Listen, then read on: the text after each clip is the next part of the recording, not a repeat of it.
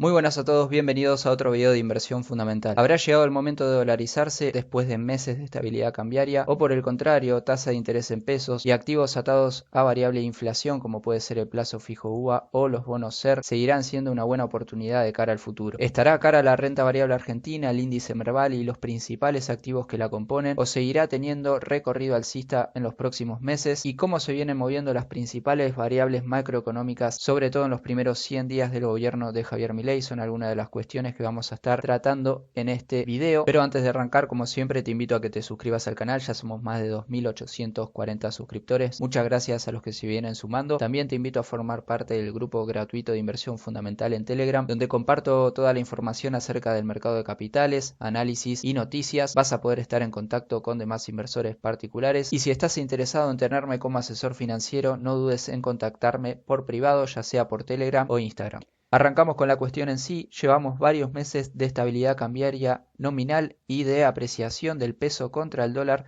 en términos reales, ya que desde el 20 de octubre del año 2023 se tocaban picos en lo que es contado con liquidación por arriba de los 1.100 pesos. El dólar cripto inclusive se llegaba a comercializar encima de los 1.200 pesos en aquel momento de fuerte pánico y cobertura antes de las elecciones presidenciales, lo que daba en aquel momento un resultado de un dólar en términos reales con respecto a los demás precios de la economía muy caro. Hoy en día, con un dólar contado con liquidación, 5 meses después, en torno a los 1.114 pesos, un dólar blue que se vende en torno a los 1.020 y un dólar MEP en torno a 1.040 pesos. Estamos hablando de una situación muy contraria a la de aquel momento, pero con los mismos precios, obviamente por efecto de la inflación. Y surge la pregunta obvia de si es momento o no de dolarizarse, dada la historia devaluatoria argentina, así que vamos a ir con algunos datos para intentar al final responder esta pregunta. Arrancamos con la brecha del dólar oficial con respecto al dólar blue, paridad que se perdió en el año 2019 cuando se vuelve a implantar el cepo, y brecha que no hizo más que agrandarse hasta llegar a máximos en noviembre del año 2023, donde un dólar oficial equivalía a 0,38 dólares blue, muy lejos de la paridad 1 a 1 que se había logrado luego de la salida del cepo durante el gobierno de Mauricio Macri.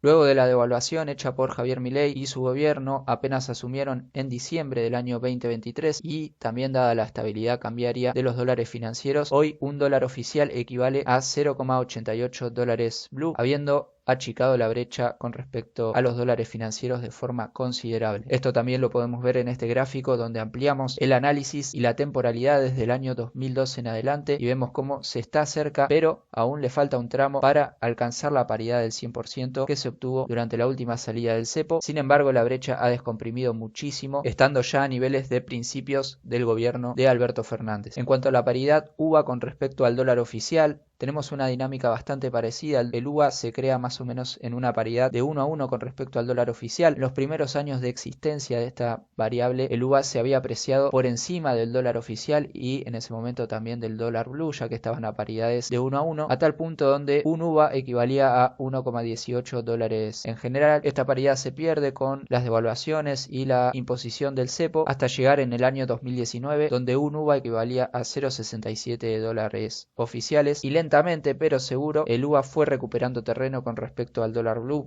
al dólar oficial por lo menos, y llegó a la paridad 1 a 1 en el año 2022. Se mantuvo más o menos estable hasta la devaluación que hizo el gobierno de Javier Milei apenas asume, llevando a la paridad UVA dólar oficial a la mínima de su historia, donde un UVA equivalía a 0,58 dólares oficiales. Esta situación fue advertida hace algo más de 3 meses y recomendamos hacer inversiones atadas a la variable UVA, como por ejemplo el plazo fijo UVA. En aquel momento se podía hacer a 90 días. Dada la estabilidad cambiaria, el UVA ha recuperado muchísimo, también ayudado a el aumento considerable los primeros meses del gobierno de Javier Milei, diciembre, enero y febrero, que vinieron con altas tasas de inflación. Tal es así que hoy un UVA equivale a 0,86 dólares oficiales. Hace poco se dio a conocer la noticia de que el Banco Central decidió bajar por segunda vez en lo que va del gobierno de Javier Milei las tasas de interés de su política monetaria y desregular la tasa mínima que pueden ofrecer los bancos por las colocaciones a plazo fijo. Tal es así que el Banco Central remuneraba pesos a 133% nominal anual cuando inicia la gestión de Javier Milei. Rápidamente bajan la tasa a 110% nominal anual y ahora la bajan en torno al 80%. Sigue siendo una tasa tasa alta o una tasa baja. Con respecto a la inflación, es una tasa ampliamente negativa, sobre todo si tenemos en cuenta que el último dato de inflación mensual de febrero dio 13,2 y una tasa nominal del 80% nos estaría remunerando los pesos a una tasa menor al 7%. Sin embargo, dada la desregulación de la tasa mínima que pueden ofrecer los bancos a sus clientes por plazo fijo, la tasa promedio que se está ofreciendo en los principales bancos de Argentina es del 70%, haciendo que la remuneración baje todavía más, en torno a un 5,8% mensual. La baja en la tasa de interés es una buena noticia, ya que podría ayudar a estimular la economía, estimular el crédito y el financiamiento a las empresas y al sector privado, pero también a medida que se baja la tasa de interés se puede correr el riesgo de que también se estimule una dolarización de aquellos pesos y de aquellos ahorristas que no vean interesante esta tasa de interés, que si bien es muy perdedora frente a la inflación, por ahora se mantiene ganadora, ya que tenemos un dólar estable y que puede seguir así un tiempo más. Acá vemos como la tasa de interés de los depósitos a plazo fijo bajó en torno al 70%. En cuanto a los factores de variación de la base monetaria, vemos que las compras de divisas al sector privado por parte del Banco Central fueron la razón más grande que hubo en los primeros meses del gobierno de Javier Milei, sobre todo desde diciembre en adelante, que explicaron en gran medida el aumento de la base monetaria, aumento que fue esterilizado utilizando instrumentos como el BOPREAL para retirar esos pesos y así mantener la base monetaria constante en términos nominales y de manera significativa. Una base monetaria constante en términos nominales con una inflación alcista hace que se licúen los pesos y hoy tenemos una de las bases monetarias en términos reales más bajas de la historia y en términos del PBI también de las más bajas, es decir, hay pocos pesos en la calle. La estabilidad nominal del dólar y las altas tasas de inflación de la primera parte del gobierno de Javier Milei hizo que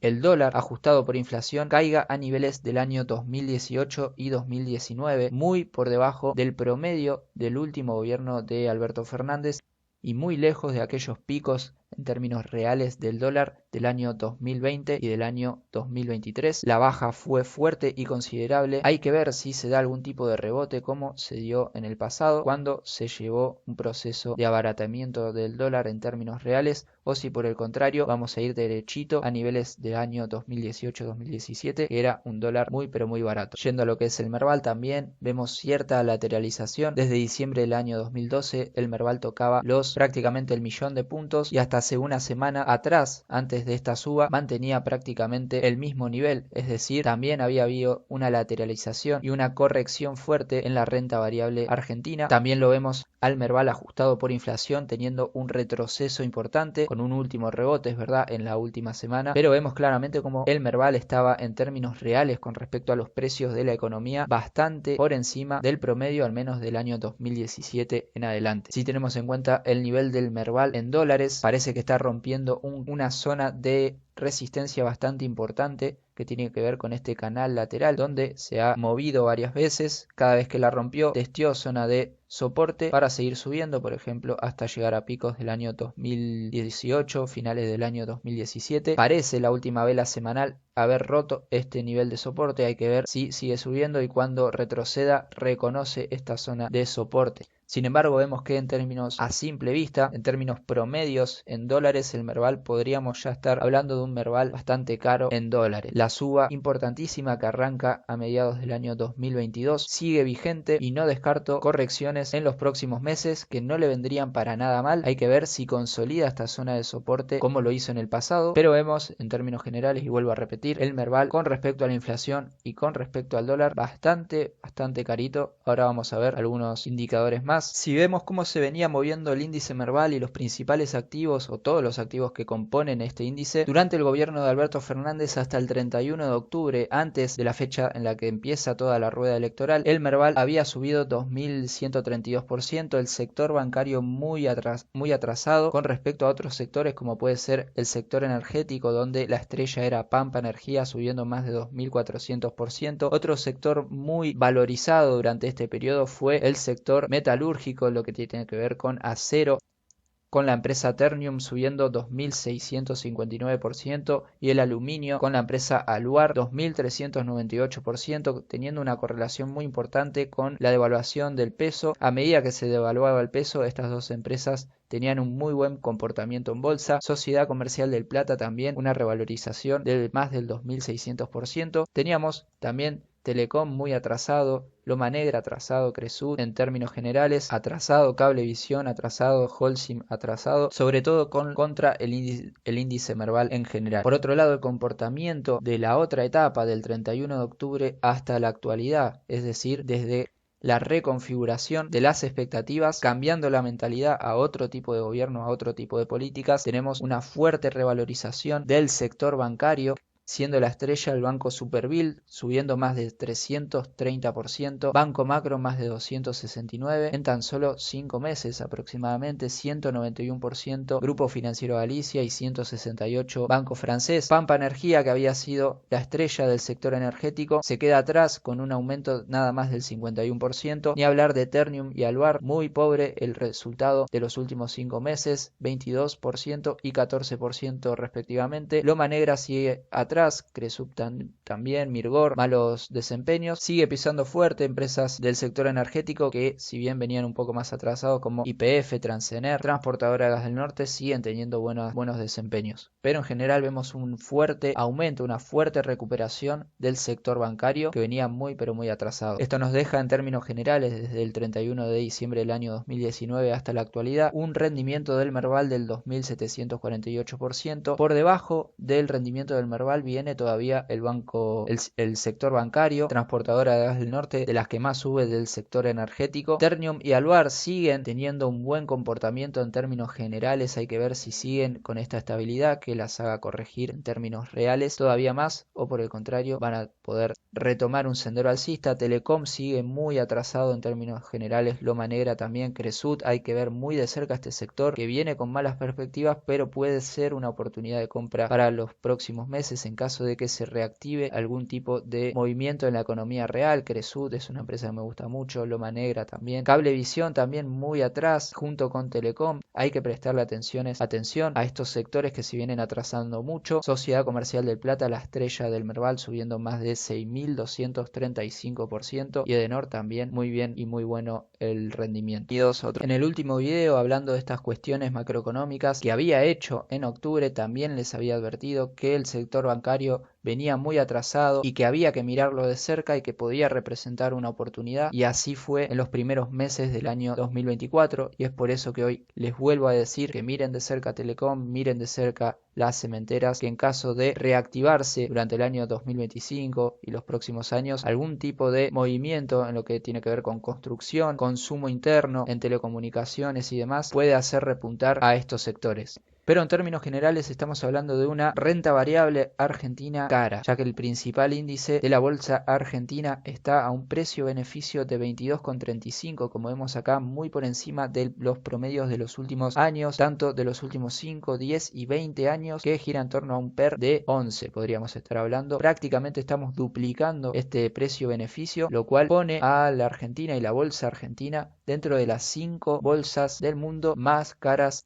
solo por debajo de Nigeria, Nueva Zelanda, Estados Unidos e India. Sabemos que el ratio precio-beneficio encierra en sí una expectativa, es decir, hoy los precios de la renta variable están caros porque se espera que los beneficios en algún momento suban, haciendo que los altos precios que hoy se pagan se justifiquen en el futuro. Pero en caso de algún cimbronazo macroeconómico mundial o algún cambio de expectativas en los fundamentos que hacen a esa expectativa de cambio de Argentina, es decir, debilidad política del presidente, reformas pro mercado que no lleguen o no sean sostenibles, o algún tipo de crisis macroeconómica que pegue a la economía argentina, puede hacer que haya fuertes correcciones en la renta variable argentina. Vemos que en términos generales el Merval en dólares no está barato y que todavía hay recorrido al alza en términos del Merval ajustado por inflación. También teniendo en cuenta el ratio precio-beneficio frente al promedio de los últimos 20 años, vemos que la bolsa argentina está mucho más cara que otros países de la región, que son países emergentes al igual que la Argentina, como por ejemplo Brasil, que está en términos generales devaluado, Chile, que está barato, Colombia, inclusive estamos más baratos que Perú, que bolsas de países y potencias emergentes como China y algunos países de Europa. ¿Qué quiere decir esto? Obviamente, y vuelvo a repetir, no es para salir corriendo, pero sí es para tener y estar conscientes de que meterse en este momento en la bolsa conlleva riesgos implícitos bastante importantes y que estos precios que se están pagando encierran expectativas en sí bastante elevadas. Otro parámetro a tener en cuenta es el aumento de las reservas del Banco Central que se está pudiendo acumular durante los últimos 3 meses de inicio del gobierno de Javier Milei, luego de la debacle en sentido de nivel de reservas, sobre todo desde el inicio de Massa como ministro de Economía y cuando arranca el año 2023. Con toda la rueda electoral hay una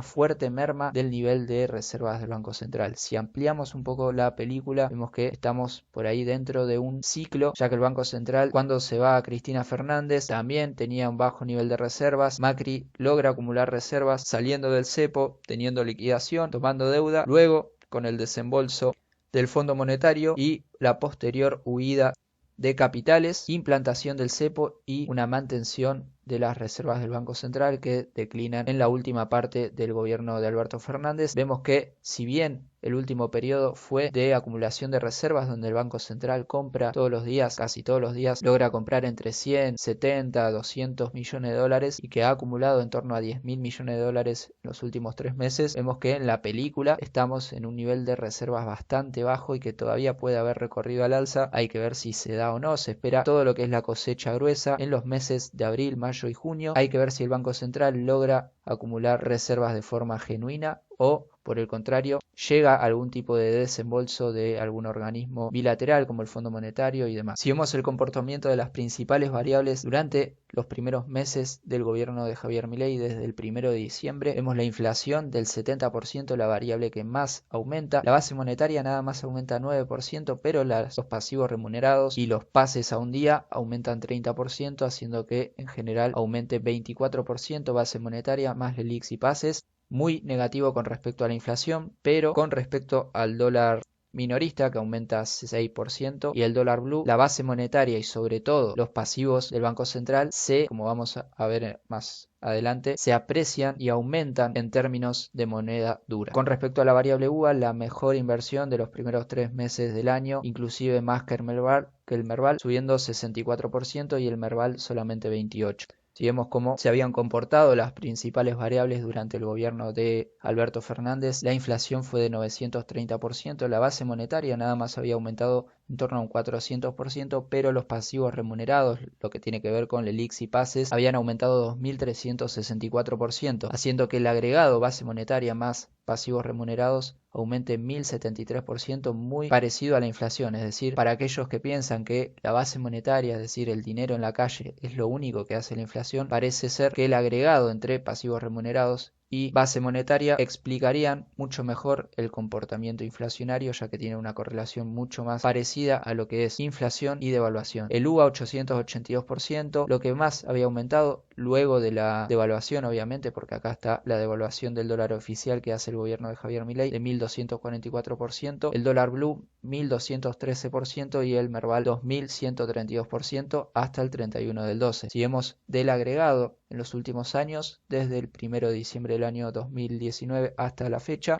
la inflación 1.460%, base monetaria 454%, pasivos remunerados 3.100%, base monetaria más pasivos remunerados 1.355%, inclusive por debajo de la inflación, es decir, hubo una licuación de pasivos remunerados en términos de inflación. El UVA 1.514%, muy buen rendimiento y que ya excede a lo que es la inflación, a lo que es base monetaria más LELIQs y pases, a lo que es inclusive dólar oficial minorista que aumenta 1.326%, y lo que queda más atrasado acá es el dólar blue habiendo subido 1.246%, otra señal de que empieza a abaratarse el dólar, empieza a ser lo más baratito de muchas de las variables que venimos viendo, y el Merval 2.748% de rendimiento. Otra cosa interesante de ver es la base monetaria pasado a dólar paralelo, dólar blue, desde el año 2019 en adelante. Vemos cómo se toca un pico en lo que es base monetaria en términos de moneda dura de 27.000 millones de dólares en el año 2020, y luego por la devaluación obviamente del tipo de cambio que inicia, la base monetaria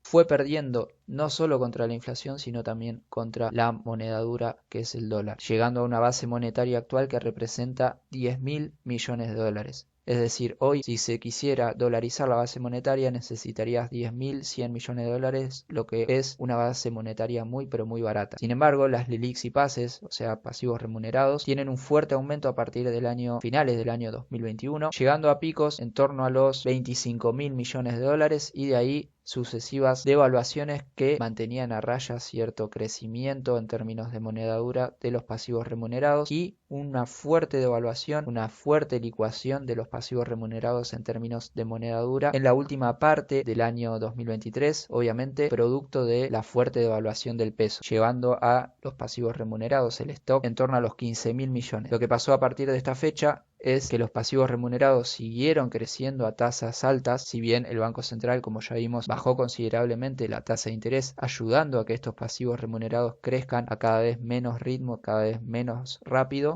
Vemos que hoy, sin embargo, en moneda dura, dada la estabilidad del tipo de cambio, los pasivos remunerados representan su punto más alto desde el año 2019, siendo de 30.122 millones de dólares. Sin embargo, si tenemos en cuenta la base monetaria más los pasivos remunerados, estamos todavía por debajo del pico del año 2020. Paradójicamente, en aquel momento teníamos una base monetaria cara y unos pasivos más baratos en términos de moneda dura. Hoy se está por llegar a prácticamente el mismo nivel, pero con una configuración totalmente opuesta. Tenemos una base monetaria de 10.000 millones y pasivos remunerados de 30.000, sumando así 40.000 millones de pasivos remunerados más base monetaria, lo cual desde mi punto de vista hace de una configuración bastante explosiva y que mete presiones devaluatorias, mete presiones a este nivel de dólar en torno a 1.000 pesos. Haciendo un poco de análisis técnico a lo que es el dólar contado con liquidación, tenemos un cruce de medias al alza en visión diaria. En visión semanal tenemos un reconocimiento, un leve reconocimiento de una zona de soporte que es la media móvil ponderada de volumen, la cual es un importante soporte de mediano a largo plazo.